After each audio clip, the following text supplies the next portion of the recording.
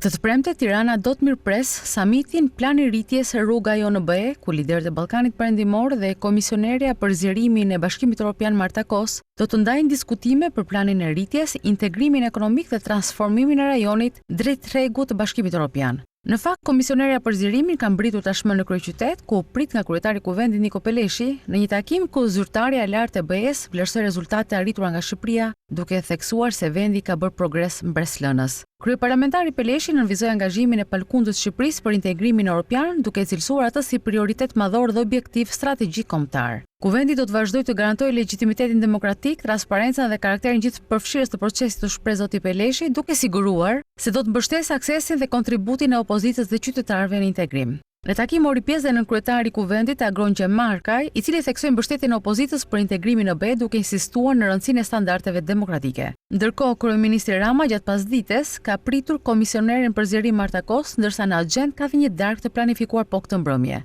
Sipas agjendës së publikuar, samiti do të zhvillohet në Pallatin e Brigadave dhe është planifikuar të nisë në orën 9:30 të mëngjesit, me fjalët hapëse të kryeministrit dhe komisioneres për zgjerim, të cilët do të zhvillojnë pas përfundimit të samitit edhe një konferencë të përbashkët për shtyp.